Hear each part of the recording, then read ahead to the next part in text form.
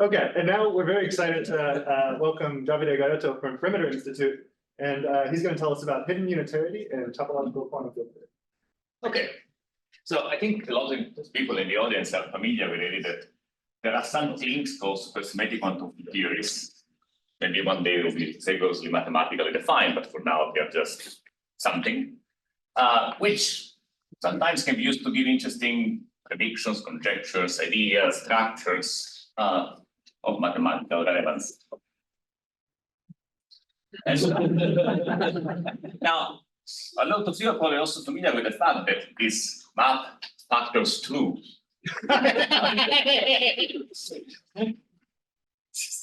Twisted supersymmetric quantum field theories. These are simplified quantum field theories which capture some pieces of the original quantum field theory, and usually these are the pieces which are also of mathematical interest. So over the last several years, our mathematical understanding of twisted quantum field theories have increased. I think there are many aspects now that are rigorous mathematical things, and these theories are usually topological or perhaps holomorphic, which is also, it's nice. There is no analysis usually here, which I think is considered a good thing.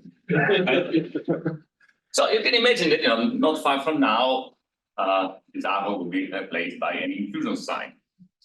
Okay, and then all of the sort of conjecturing or interaction with physicists will happen on this arrow. Are you sure that the inclusion sign is the right direction?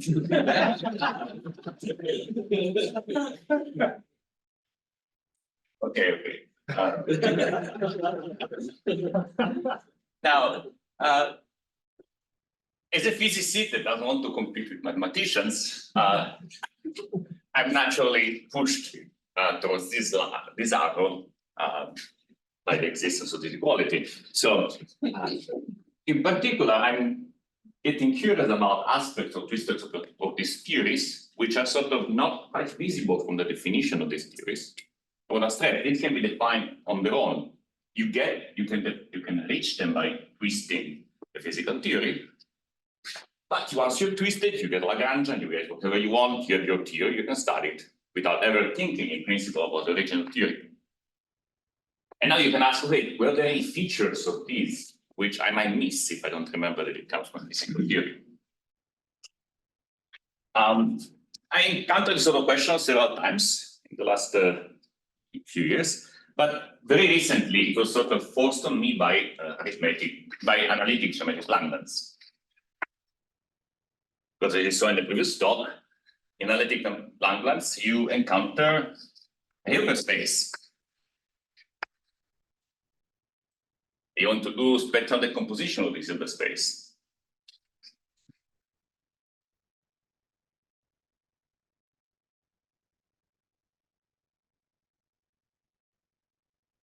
Bunch of a given action of these commuting Hecke operators, and you're really doing analysis, which is strange from my perspective. And as you said, let's talk. This spectral decomposition gives rise to these sort of real opens.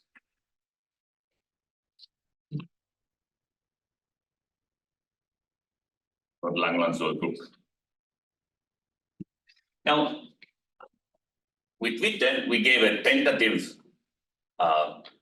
interpretation of Analytic Langlands, which relies on the so-called Kapustin-Witten twist of a physical gauge theory. So the physical gauge theory has an important property called this duality, and if you go to the twisted theory and somehow build some structures in the twisted theory and apply a duality to them, you can arrive to something that looks like this. But actually, you don't quite get exactly the statement because the twisted theory does not work very well with unitary things or positive things, or indeed the underlying physical theory does, physical theory is all about Hilbert spaces and operators acting on Hilbert spaces and whatnot. But unitarity is typically lost when you go here.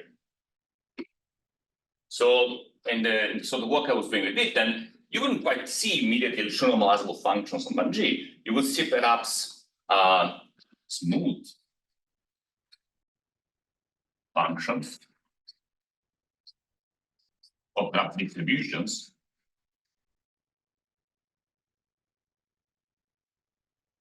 on 1D. And when I say function, I really mean half densities.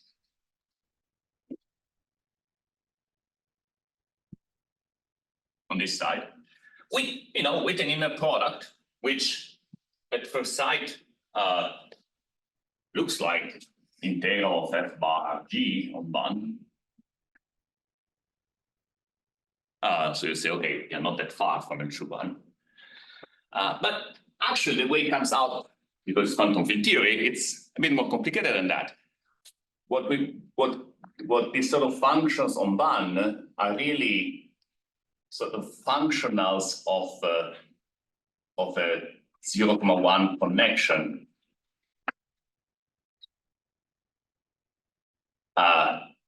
Gauging invariant functionals.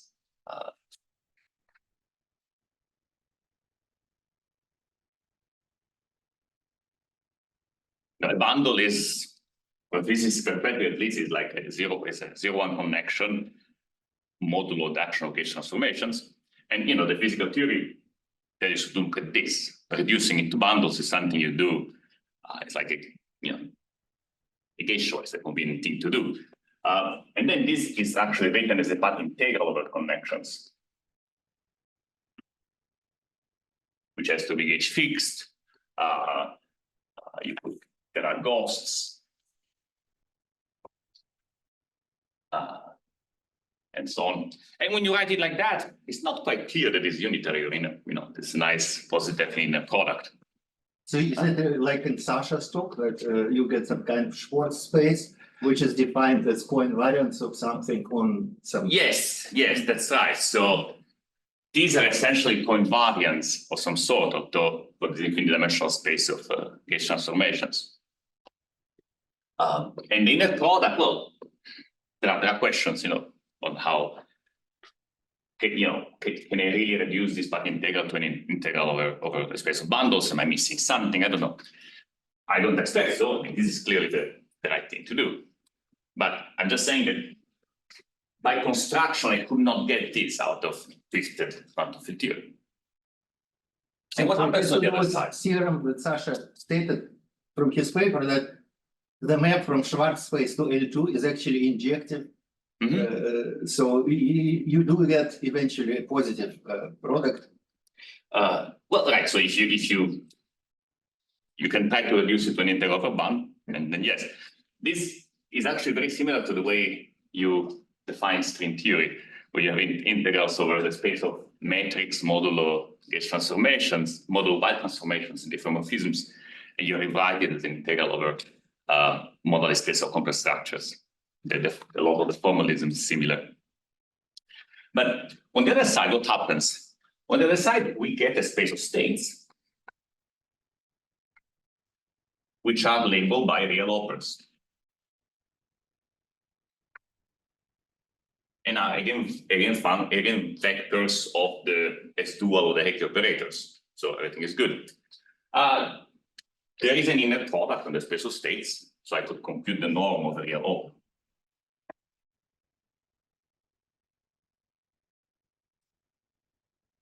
And this is something like 1 over the determinant of some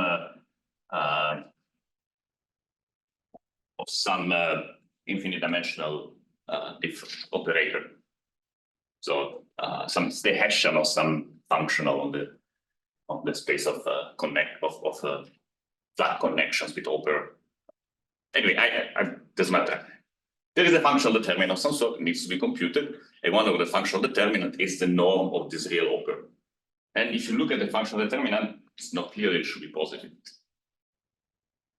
So the fact that it's positive is a non-trivial theorem that I guess one could prove about this function of determinants, but it doesn't follow immediately from the definition. So on either side, not getting unitarity of the nodes.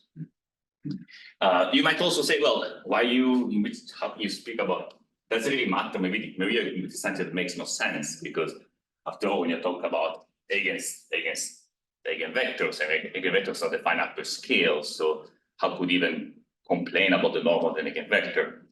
But it turns out that there are other things you can match to S duality. There's something called the Wishart functional.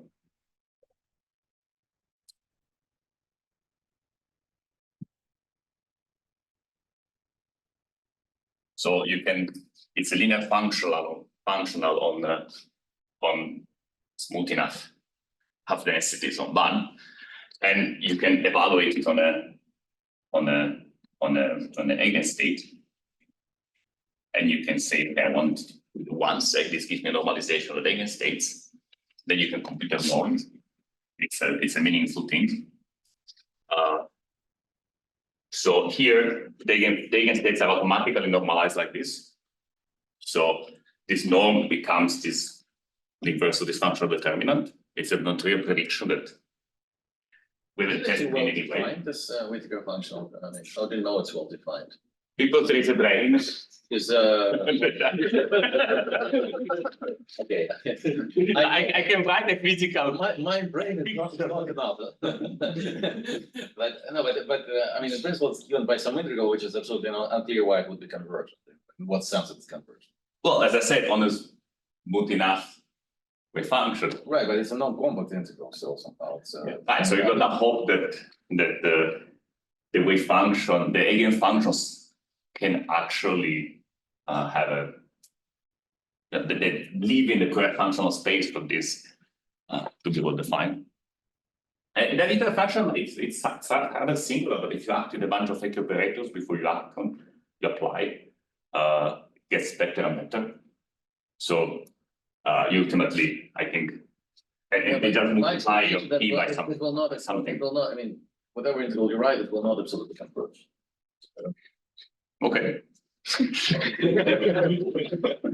No, it is okay. This is a question. I'm just saying it should be possible to define it properly in such a way that you can compute the norm, and then the norm will be predicted to be 1 over the determinant of something, which is not obviously positive, but we can hope so. And if you stare at this formula, it looks a little bit like statements involving the Selberg zeta function. I think in number theory. There are statements about norms of Whittaker functional of eigenstates. It would be quite nice to elaborate on this possible relation. Does this operator H, of which you take determinant, does it have a geometric definition in terms of space of connections? So you can take this the Transamos functional on a segment times the surface. And you put this open and anti-open boundary conditions at the ends of the segment. The classical solutions for that are then, so the critical points are labeled by real opers. And then you can just look at this Hessian of this functional and take the determinant. Okay. I was trying to, at some point, to reduce it to a calculation you can do just on the surface instead of doing it in 3 dimensions. That was, it had some sort of a similarity to some Selberg thing, but we didn't push it all the way. It'd be nice to come back to it. Can I also ask about this Whittaker functional? Yes. So you were saying physics predicts it. Yes. So my understanding was that the L2 upon G thing was about pairing 2 branes together, and that Whittaker was about a 3rd brane. Yes. And so I was just wondering what's the interaction between those 3 objects that gives you this Whittaker functional? So I can probably draw some pictures. So I was not going to get this much into it, but why not? So these are pictures in 2-dimensional topological in theory or something like that, which is roughly an A model in the cotangent model of Bungie. There are 2 branes, 2 boundary conditions, which that's called BCC and BCC bar. And the property is sort of the the Hitchin Hamiltonians can be thought of as local operators on these boundaries, and the Hickey operators can be thought of as something stretched across them. And you can try to create states by adding a way to create space-time, a boundary, an extra boundary. Or vice versa, if you have a state, you can try to read off information about the state by putting a boundary. And there is a boundary which defines this Whittaker functional. You need to make some other choices, perhaps about what happens here at the corners. But the choices are precisely like I bring some Hickey operators or some Hitchin Hamiltonians all the way to the boundary. What happens in your picture is you go like this from the top. Sorry, you want to rotate the picture? You want to? No, I'm just trying to understand. Oh, okay. So you put the state here, and you do this path integral, and it's supposed to compute the Whittaker functional on the state. And about this Kähler, so it's going to be positive, but is the operator positive definite, or is just the determinant positive? I have no idea. I mean, it's in short. Right, and on the S-dual side, there is a similar picture. The S-dual side is a bimodal picture, so it's a little bit perhaps easier to understand intuitively. So it's a bimodal. Again, bimodal on the space of flat connections, essentially. And the branes become something that tells you that the flat connection is an oper, something that tells you that the flat connection is anti-oper. And here, you just put O, pretty much. And your states are intersections of opers and anti-opers. And you're trying to evaluate a diamond like that in the bimodal. And I think it gives you just one if you normalize things reasonably. Okay, anyway, I'm not going to be sort of specifically talking about analytic Langlands, but more about why am I getting these unitary structures and what are other situations where these sort of things happen. And I want to give two other motivating examples.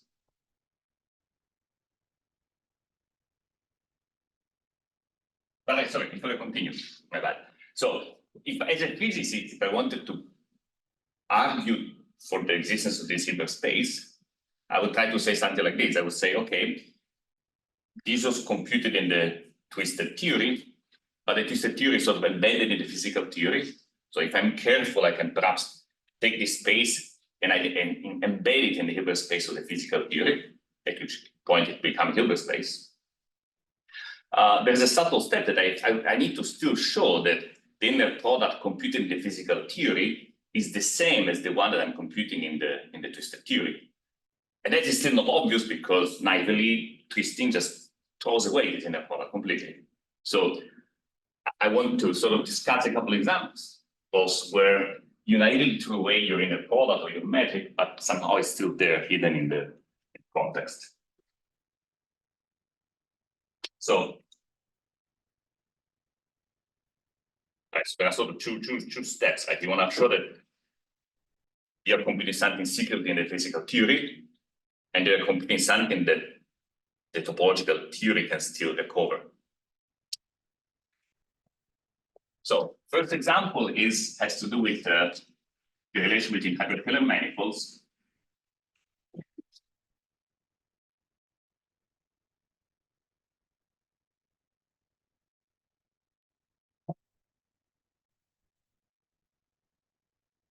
And the crystal spaces.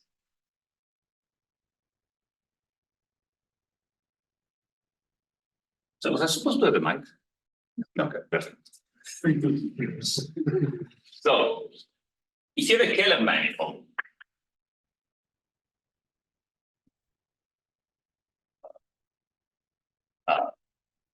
and you sort of forget about the metric, just think about this complex manifold.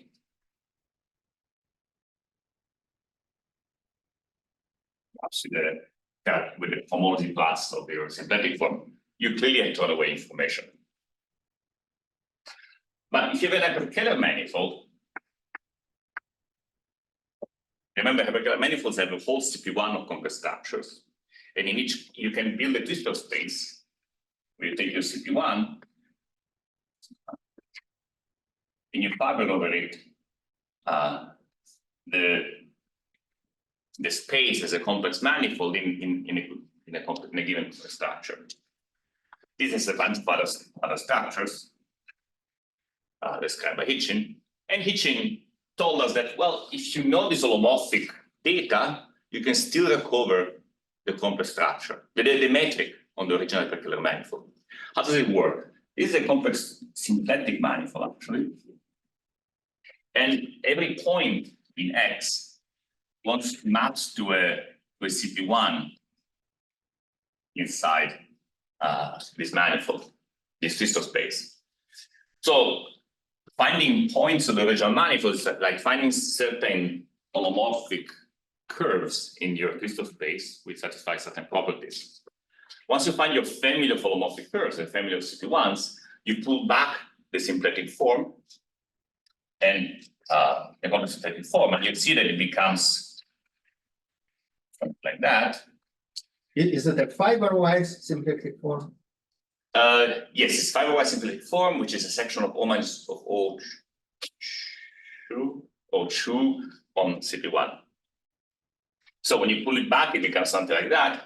Let's see it as a column of CP1. And these are the three Hyper-Kähler forms. And then you can write the metric using these three. Like, you know, I take these, I invert it, I apply by the other one, I do stuff to it. Funny enough, the expression that gives you the metric in terms of these three pieces is not manifestly positive, definitely, as far as I know. And indeed, it's not that difficult to write down some fake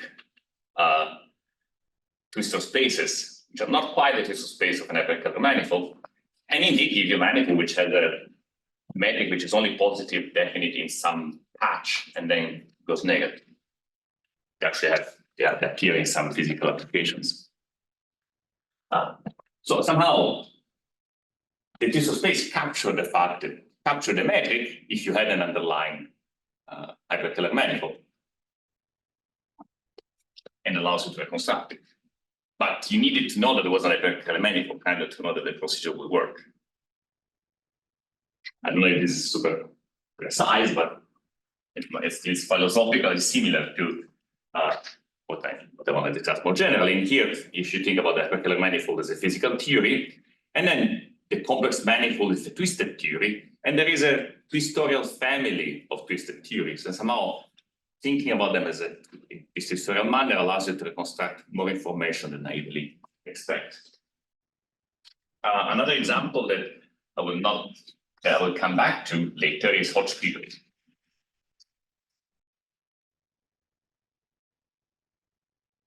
If I'm not mistaken, in Hodge theory, you can sort of compare your DRAM and double homology, get the filtration on the DRAM homology, or double homology, sorry. And you can use this filtration data to transmit the composition to recover actually the norm of the harmonic representatives for the homology clusters that you're studying. I will come back to it. So that's again a situation where we can recover a unitary structure out of a homology problem. So you're talking about Hodge-Lefschetz theory, yeah? Possibly.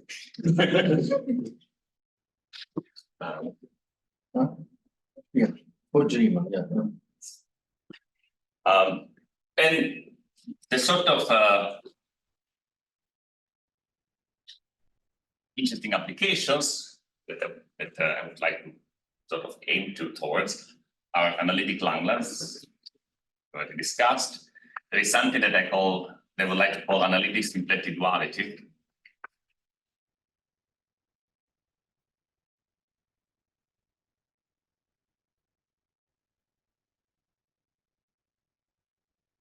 So you might remember symplectic duality is about certain symplectic cones, which can be quantized to nice algebras.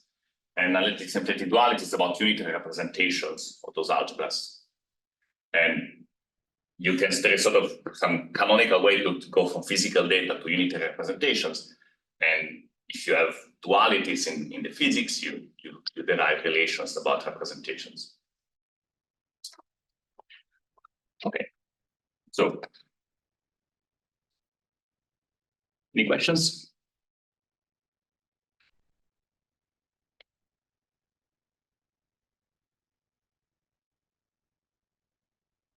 In this example with the Hessian, can you argue something like this, that you have, if you can show that this thing is never zero in the denominator, then and show that on the boundary somewhere it is positive for some simpler reasons, then it is has to be always positive. Like you degenerate your curve in a union of trinions and make sure that it is positive there, and then prove that it can never vanish, because then this norm would be infinite, something like this. Yes, I think, yeah, I think this sort of strategy should possibly work. As I said, these real operas can be continued as a function of complex structure, and you can go to the generation limits to start them. Yes. So in all of these situations, you can probably prove that whatever you're studying is actually unitary, positive, definite, and so on. But somehow, if I'm trying to predict that two things are going to be the same, for example, it's useful to know that unitarity was sort of built in a canonical way too. Okay. So I would like to start with supersymmetric quantum mechanics.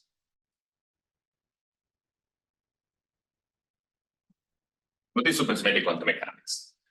This situation where we have a Hilbert superspace, supervector space.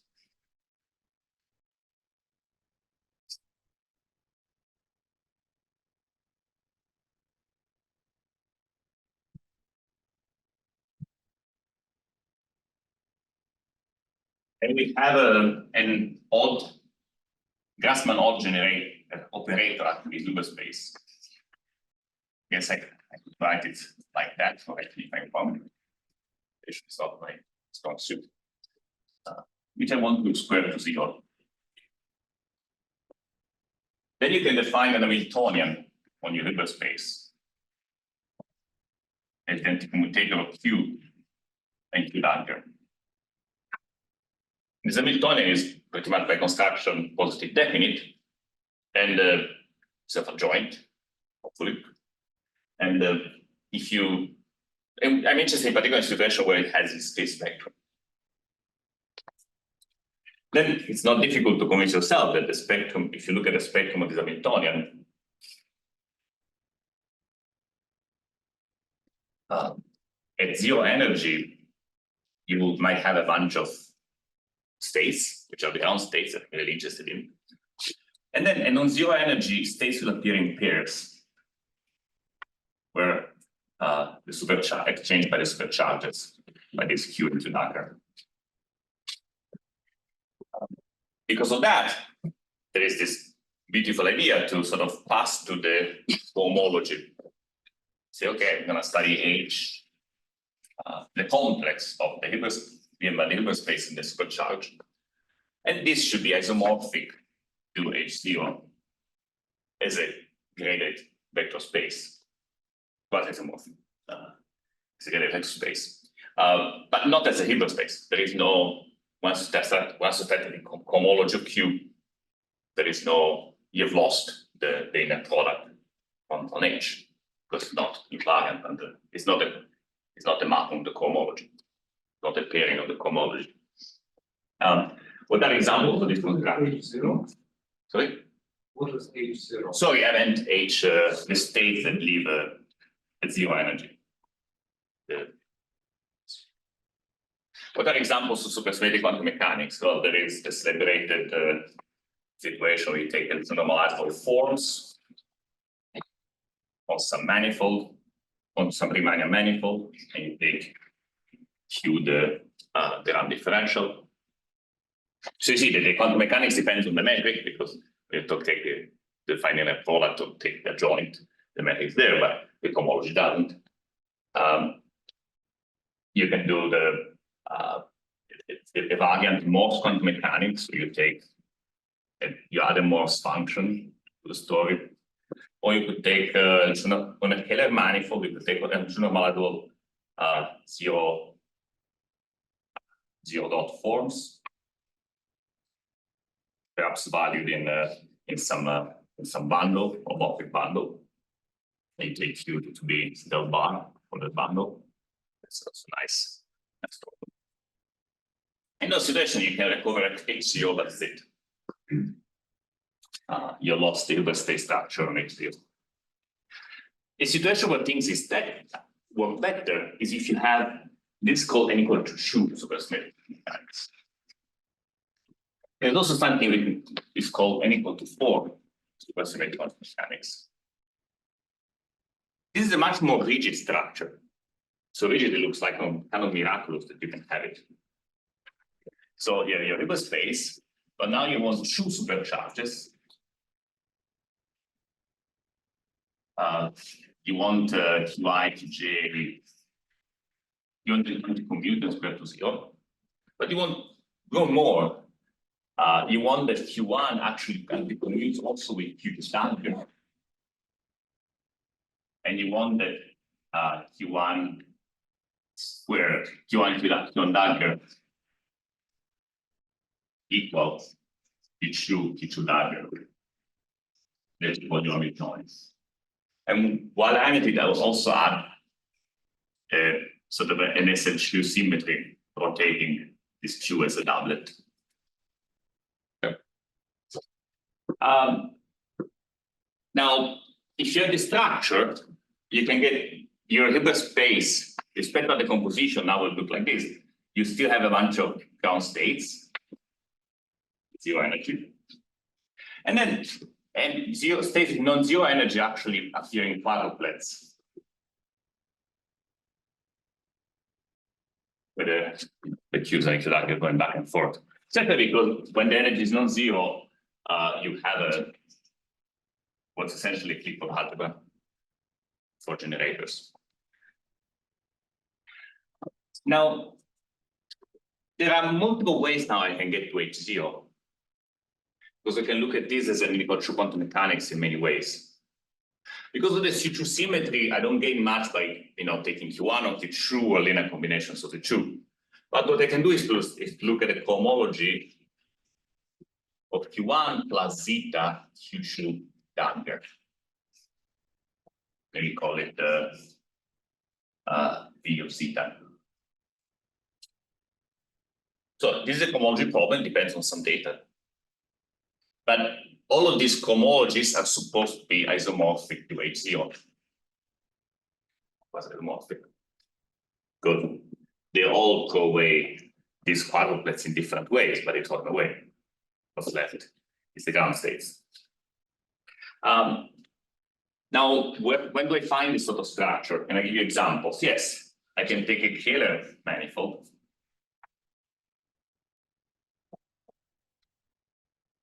And you can take the normalizable forms again. But you can look at Q1 being del bar and Q2 being del dagger. There is a sort of an holomorphic Morse modification of this, where you look at things like del bar plus del bar W wedge. Sorry. That is an holomorphic function, which I will come back to momentarily. And then there is if you have a Hyper-Kähler manifold X, perhaps it's a hyperholomorphic bundle E. You can also do something like this. You can, I'm not going to write down the details, but there is a way to write the quantum mechanics so that Q1 plus zeta Q2 dagger is the del bar in constructor zeta. So you can see this, here you find kind of twistorial constructions. And here you find Hodge-theoretic constructions. Now, what do I gain by having this family of homologies? Well, observe that if I take Q1 plus zeta Q2 dagger, and I take the admission conjugate to it, I get zeta bar Q2 plus Q1 dagger. But by SU2 symmetry, this is more or less the same. What is the cohomology that is the same as the cohomology of zeta bar. Well, let me write it as Q1 minus zeta bar inverse Q2 dagger. So as a consequence, there is a sesquilinear pairing between nu at -1 over zeta bar and nu at zeta. Now, so in this situation, I don't actually lose the inner product in the Hilbert space. I can recover some of it as a pairing, not on the cohomology, but on the cohomology for antipodal complex structures. Now, you can imagine perhaps using some kind of twistorial method to identify vectors in H0 as holomorphic families of vectors in nu. In which case, if you plug them in here, you're going to recover the norm of the states. As in the case of the twistor spaces for Hyper-Kähler manifolds, how do I actually find those holomorphic families of vectors is going to be a bit model dependent. I'm not going to say there is a universal recipe I can give you, but at least there is a hope that by holomorphic methods you can recover the Hilbert space structure. Okay, and conversely, the existence of this technical for quantum mechanics behind the problem tells you that these holomorphic problems have a secret positivity, which was not obvious. And so why couldn't in this setting you could just suppress the positive modes by e to the minus th, and then say, okay, we have some degenerate form which you get in the limit, and then it does descend to cohomology. Sure, but the point is that once you pass to cohomology, now you are free to do all sorts of manipulations to simplify the problem. And you typically do that. When you go from physical theories to twisted theories, you don't just take cohomology or supercharge, you also throw away also a lot of fields that are now a Q exact, you do all sorts of manipulations. By the time you're done with those manipulations, you've lost every connection with the original Hilbert space. The twisted theory doesn't look at all like the original physical theory if you do it well. So in this example, you could do it, but not in the examples you care about. Yeah? Yes, yes. Well, even here, I mean, you can. I mean, there is no way you can recover the norm of harmonic representatives if I just give you the derived cohomology, the derived complex. Because the derived differential doesn't have a metric on the manifold. What if I use a heat flow to suppress everything else? Let's say, okay, if I literally give you the derived complex as they acting on forms, fine.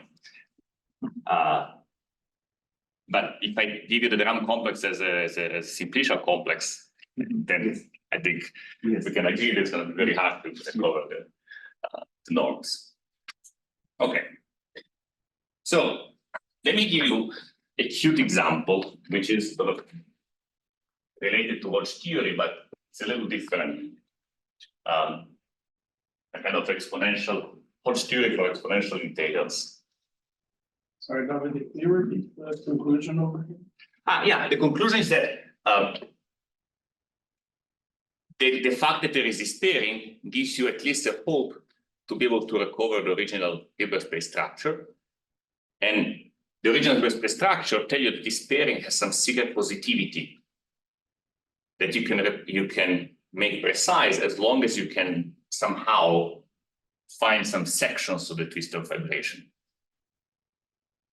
And how to build these sections, it will depend a little bit on the problem. And like when you try to find the metric on a Hyper-Kähler manifold, if your Hyper-Kähler manifold happens to be the same complex manifold in non-complex structures, then you can actually by hand compute the Hyper-Kähler metric. If it's the Hitchin system, well, to bring the Hitchin program to completion, you need to write complicated integral equations or solve some amenable problem. It's quite complicated. I have no idea how would I do it on a generic Hyper-Kähler manifold. I mean, if you give me the crystal space of K3, I don't know. I don't think I'll be able to find the metric of K3. So This here is too. the n equals 4 case, the Kähler Yes. case, not the Hyper. They're both in equal form. So here I took Hyper-Kähler, but I allow myself to twist by bundle, check to be holomorphic. And here I just Kähler, but then these are just forms, not forms values. And then I can do this most Kähler case, which I'm going to do momentarily in a slightly different guise.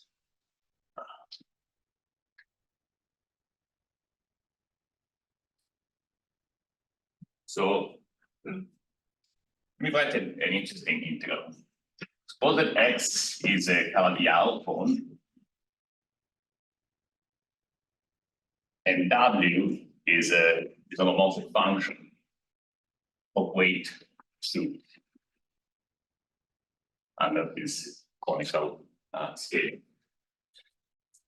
Then I can write integrals of this form. I can take the integral of e to the w minus w bar omega bar, and perhaps I can even put some functions like a f and bar g. These are just functions on the homogeneous functions on the cone.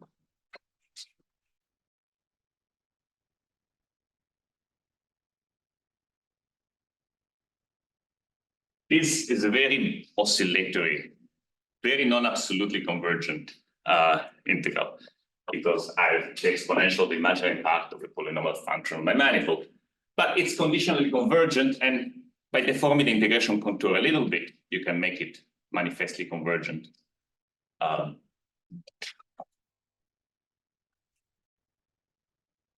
Now, I'm gonna. So wait, so you have quasi-homogeneous form.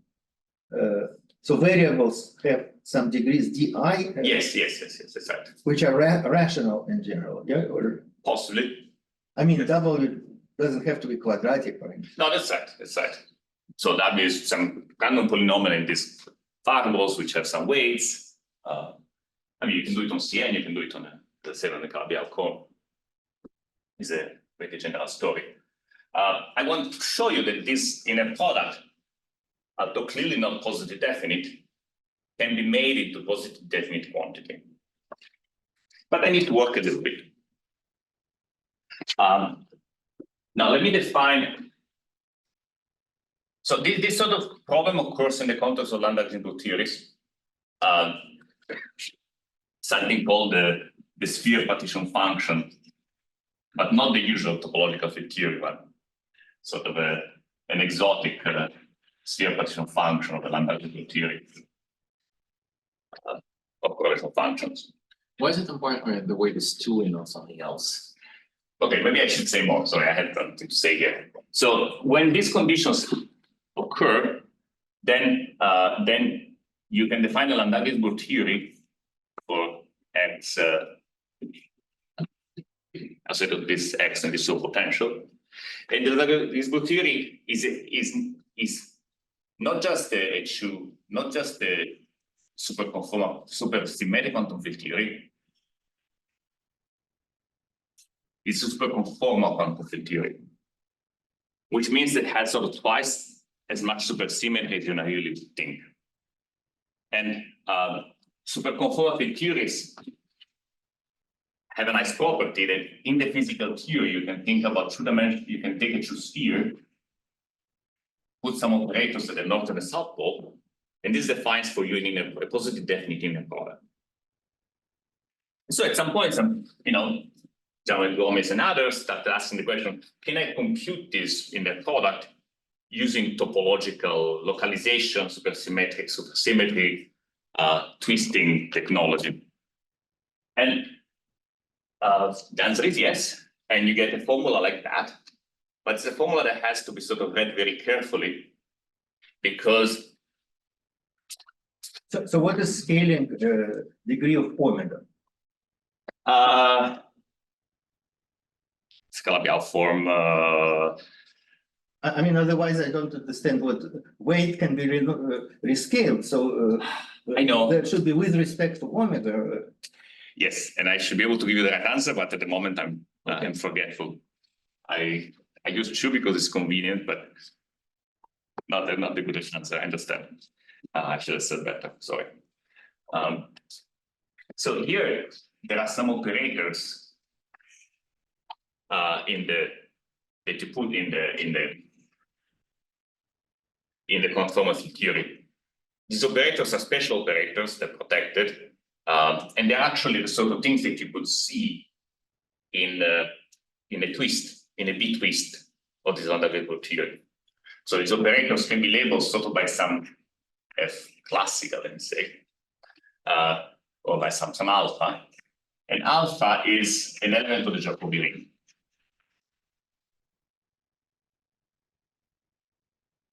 Polynomials, modulo, gradients of the slope potential.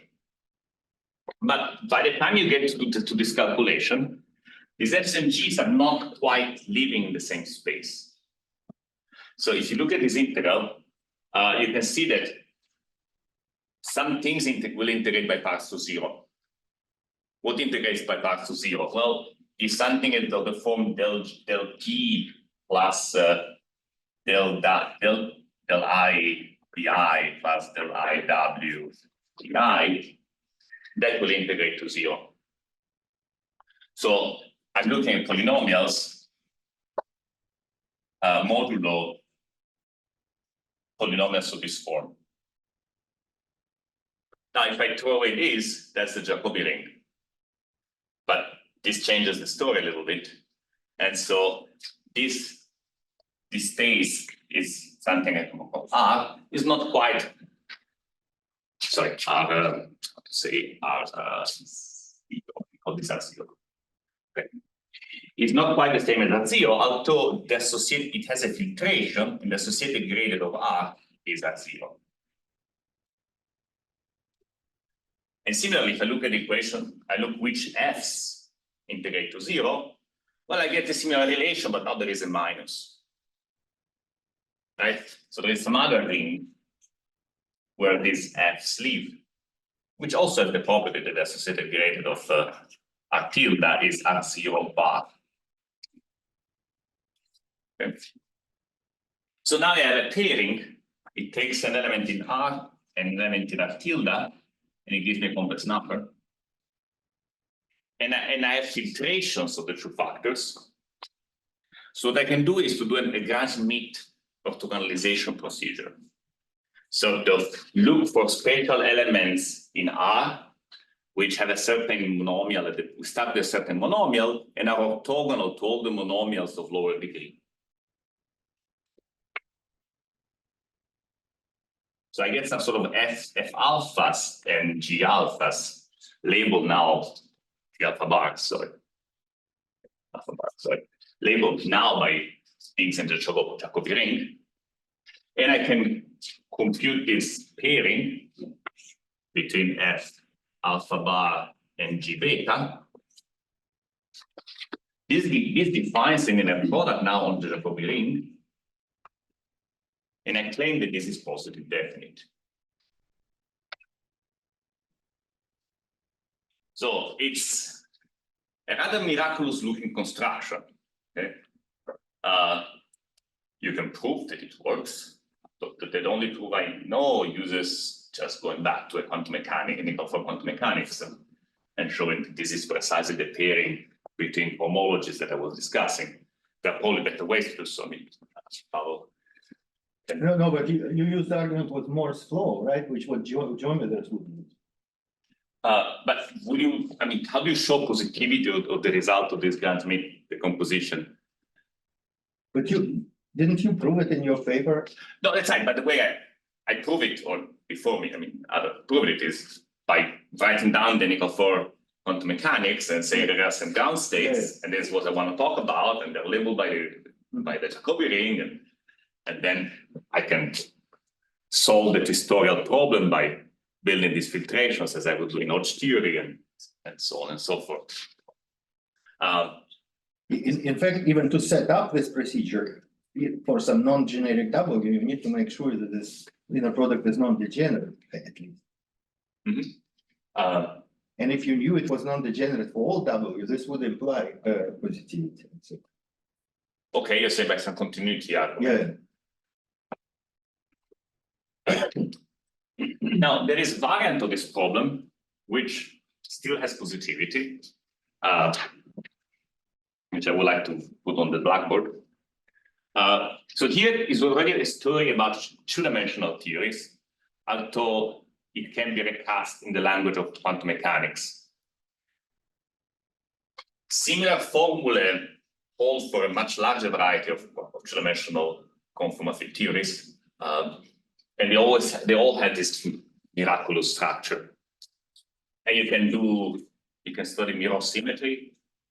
There are formula that applies for A twists and formula for B twists, and these inner product, these expressions on the two sides are supposed to be the same if the two theories are mirror, and both giving you the same positive definite inner products. It's worked by Gomez, by student Nafisi Stakir, which, well, I discovered recently. I find really interesting. I think there is interesting math in there. It's like there is an analytic mirror symmetry in there. You can probably also make, okay. Sorry. Now, the problem I want to try was the following. Now, suppose that I take my manifold, my Calabi-Yau manifold X times C. I'm going to note the coordinate in C with, well, sorry, I was going to note it with X, which is a terrible idea. I'm going to note it with little x. Okay. Now, I can write an integral over Calabi-Yau times C. Suppose I have a function now. Now, this is why I want the degree shoes, weight shoe, because I want a function of a point on my Calabi-Yau and a point in C, and I won't give C a weight 1.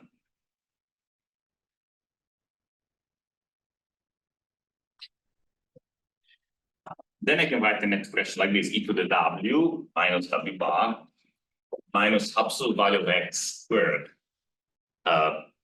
omega wedge omega bar. I can put some f's, f and g's again, but now they're going to be functions of phi and x. Okay. And again, I can study positivity properties of this object. One remarkable difference is that if I try to integrate things by parts, say by integrating by parts with respect to little x, I would pull down an x bar. So the sort of ring now that I'm thinking about, I throw away things of the form del phi I, wi pi plus del phi I pi.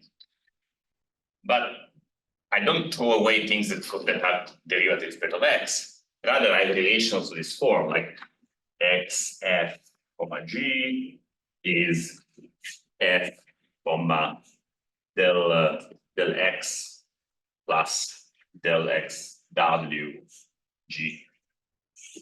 So W is quadratic in X? Yeah, absolute value of x squared. No, w can be any. No, it has, it could be x phi phi phi. Oh, well, no, but it's at most. That could be an x squared, yes, at most quadratic, yes. That's right. So you see that you kind of got an inner product on something that looks like a representation of the Weil algebra. Because I have, I have this operator and I have little x, multiplication by x, I have an action of this operator, and the commutator is 1.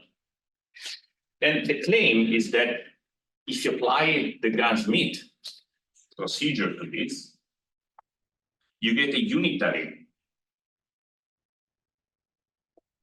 representation of the Weil algebra.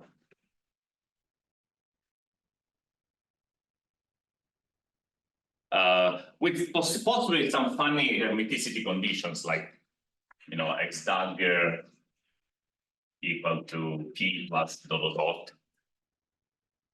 roughly the actual condition is more complicated. There is some very weird Hyper-Kähler rotation going on in writing down the actual Unitarity condition. But yeah, so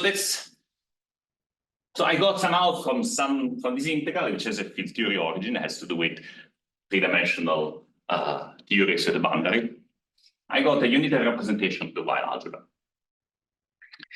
So is this a bit different from what you did in your paper, where you use the same variable, but like you put absolute value of z squared, where z was on your. No, it's the same. But I just added a few of like extra auxiliary variables. Okay. In this Calabi-Yau, so it's a bit more general. And this can be generalized. So there is a bunch of formulae that can give you unitary representations of two things.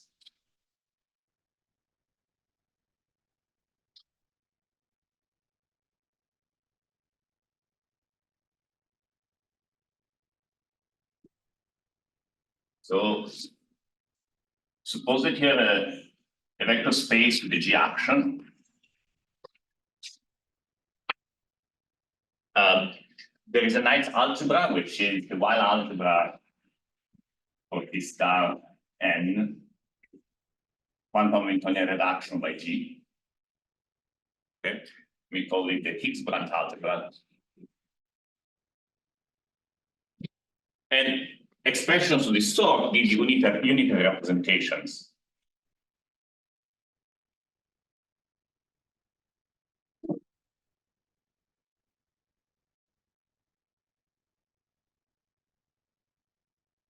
The integrals might be a little bit more complicated, but the procedure is the same. Something else you can do is you can think about the DFN algebra.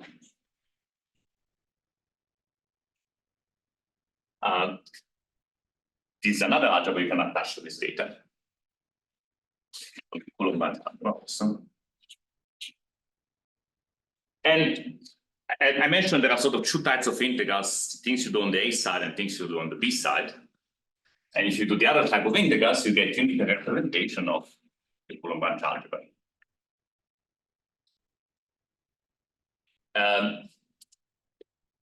This can be, there's sort of two stories, actually. There is a complex and a real story. The complex story is easier, the real story is harder, like in another talk.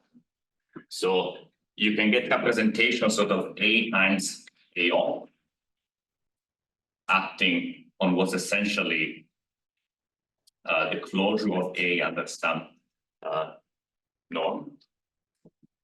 These are sort of complex representations of A. And then you can look for real representation, which is an action of A on the closure of some module for A. Here, I don't need any module, I just need the algebra, and correspondingly, this is automatically given once you give me this data of GNN, this theory. This requires more structure, and it is module. So I need something that's called a boundary condition for my three-dimensional theory, which must satisfy some properties. And I don't fully understand the story, but I have a lot of examples. And you know, whatever statements you can hope to do about using symplectic duality about these algebras have some manifestation in this context. For example, I don't know, many of you are now interested in spherical and hyperspherical varieties. There are all sorts of cute little theorems about how to decompose the two-normal functions on a spherical variety and in representations of the group, and the fact that the spectrum is controlled by the dual spherical variety. Those statements can find a physical place in this story. So, anyway. Okay, I think I'm almost out of time. Let's see. Just want to say, maybe I can mention one last thing. Which is, there is another interesting algebra you can associate to GNN, which is the theoretic DFN, which in many cases looks like the skein algebra of some manifold of some surface, which has nothing to do with the original group representation. And similar technology can give you unitary representations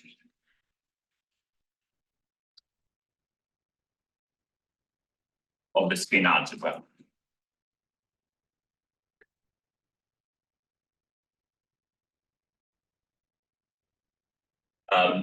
There's a connection with complex Chern-Simons theory.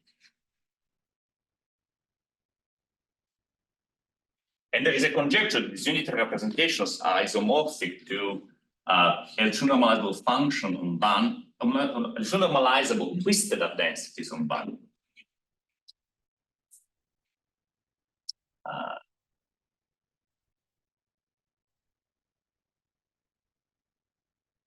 So there is a sort of quantum analytic Langlands or analytic quantum geometric Langlands story, which sort of has a Betti and a derived version. And on the RAM side, you get this sort of deformation of the story that Paz was telling us. You lose the operators, sadly, but you still have, and the H Hamiltonians become crazy equations. So you get a nice unitary representation of the mapping class group. And then there is a sort of a Betti version, which is related to the skein algebra and unitary representations of the skein algebra. And it's sort of part of this big collection of ideas. And this is describing your work with Fair. Yes, and upcoming work. Already appeared some work. Well, we broke down the paper in 3, so that's part 1. Okay. Okay. Thank Davide.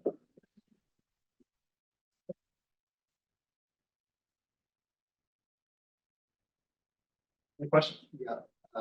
So if a very naive mathematician is starting with your talk, you told us factoring from supersymmetric quantum field theory to twisting to go to math is 2 cores. That is a fair summary of this, that I should look at kind of twistor families. If I have enough supersymmetry, just remembering twistorial families of twisted pairs is enough. I think so. Question. So you mostly talked about topological twists today. Yes. But it seemed that the thing that was really important was the fact that you had 4 supercharges. Yes. And there's theories that have 4 supercharges which don't have topological. Right. So could you try to apply that sort of?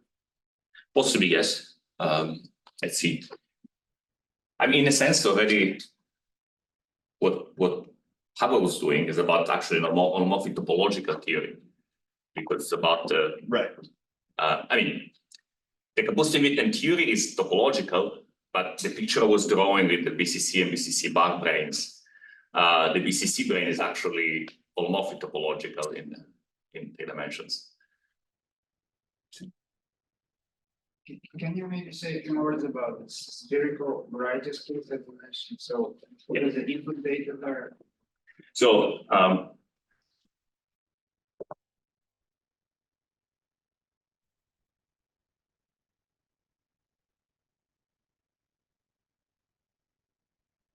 so if you give me some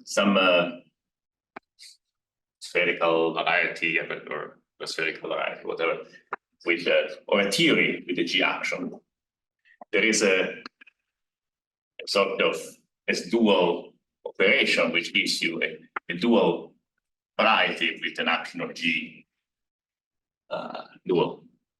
Now you can so this relation has implications about the algebras that you associate to this data. So I hope I get it right. Sorry, I'm surely gonna get it wrong, but it's something like I take n and multiply by something called T of G, and I take the symplectic quotient by G, and this is supposed to give me the 3D mirror of n dual. Now, if this is an equality of 2 systems, I can take the algebra associated to those. in two different ways actually. Let's say that I look at the Coulomb branch algebra. Then here I get something like a two normal functions of n dual. I look at the algebra and I look at the unitary representations I was talking about. On this side, I need to tell you how this Hilbert space behaves as I have operations like that. And what happens is that this T of G ends up giving me principal series representations of G dual. And this taking the quotient by G becomes an integral over these principal series representations with some weight spectral density, if you want, controlled by n. Right.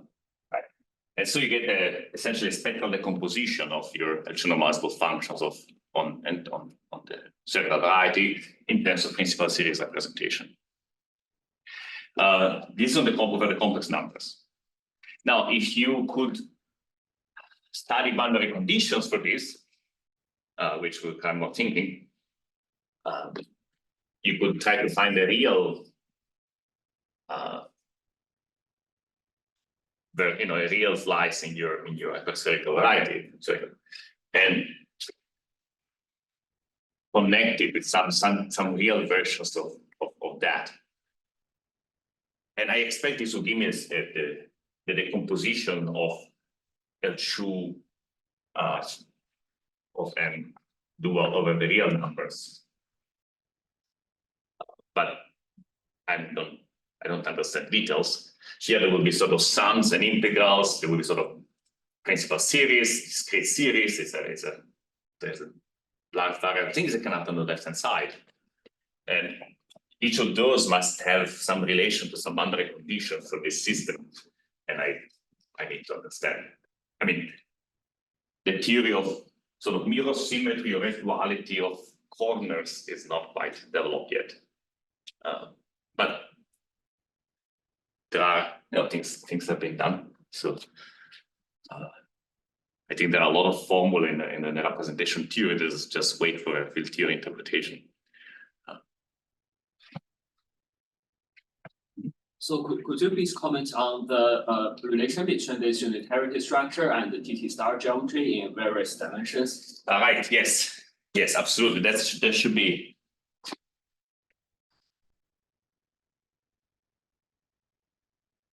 It's a question I've asked myself multiple times. I've not quite fully answered it. I was describing this as two partition function. This is like this can be obtained as a limit of TT star. There's a parameter, nice parameter TT star that if you send to at 0 infinity, you get this. So I think the short answer is that I don't know, but I would like to know. But here you're only for conformal theories, right? Yes. But then TT star doesn't really have a parameter. No, that's right. So I did this only for conformal theories, and it feels like perhaps there should be a story for non-conformal theories too that goes to TT star. But I don't quite know what the possible ingredients are.